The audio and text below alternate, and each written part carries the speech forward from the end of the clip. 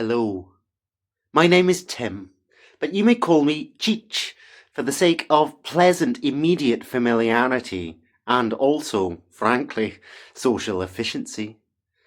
I come from a small closeted town up north, Scotland, a town named Neeps.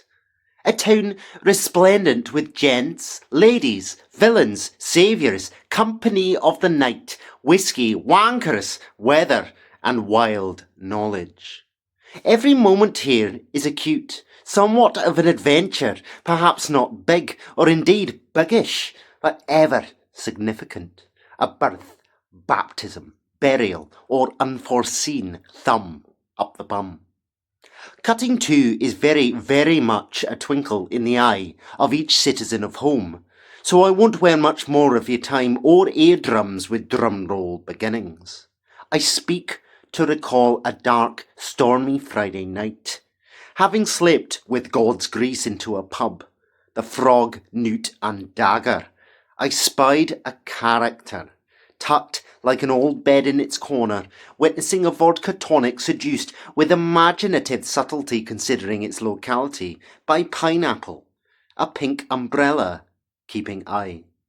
He had the complexion of an angry, impotent pork chop. A delicious and well-travelled profusion of skinny grey wire fingered its way chaotically all about the head from his hot red scalp, matted with bother. The eyes, blue as a ghost, wet with living. This man of long experience and longer eyelashes, at once drowsy and sharp, a knife that finds itself wanting, tickled the air like a dog fart. Intrigued into movement, a mental kick stumbled me from A to B. At destination, an arrival, a beginning, I asked two very human questions. May I sit? And, why man, what? An anxious finger tapped involuntarily, a priest too afraid of pain to disregard any creed of soul, whilst the beady spectres fidgeted like toes or blue beans of great worry, of unfathomable feeling, eventually giving the seat a busy blessing among their skipping, among up, down, left, right, forward, backward, and beyond. Down I went, gutter water. Our intercourse had begun then.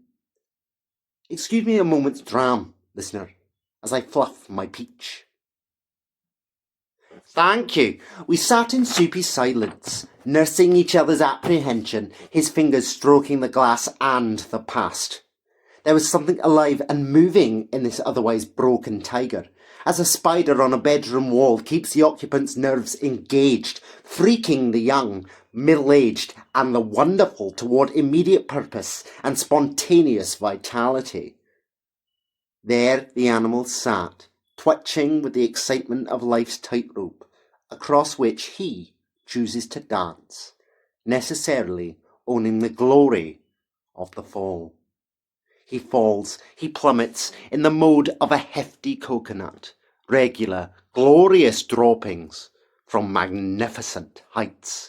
Everything can be thrilling. Presently he began to mutter.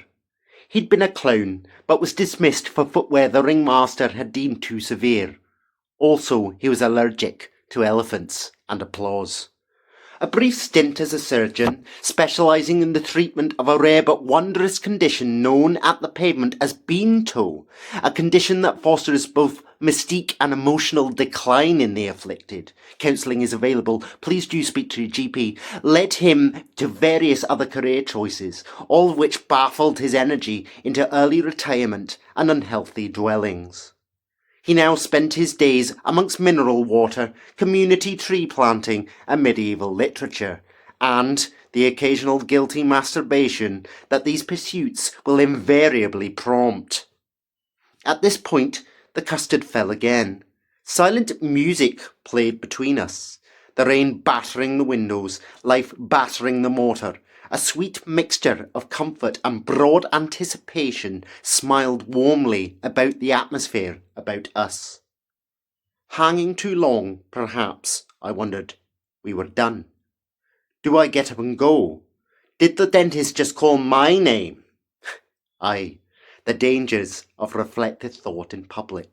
Details as hairy pets or smooth lovers are missed from time to time.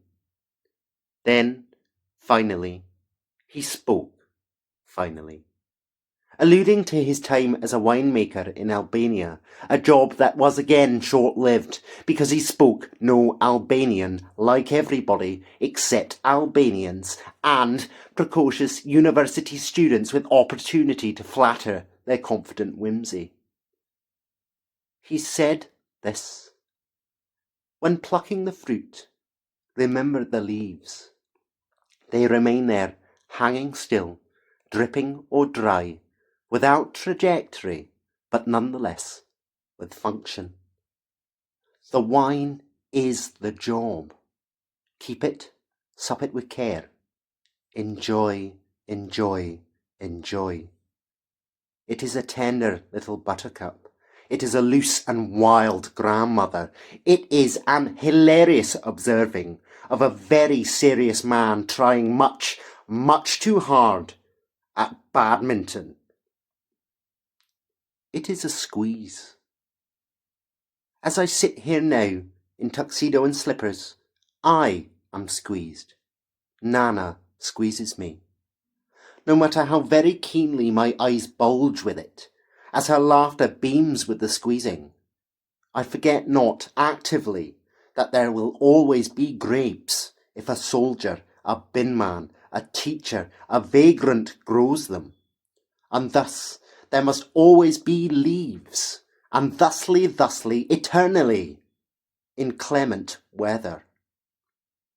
A squeeze is shelter, outside or in. Fruit needs all seasons. A squeeze will evermore be home. Raise a glass to it. Chin chin, chop chop, what, pitter pitter, patter patter, clap clap, and night night. Amazing listener.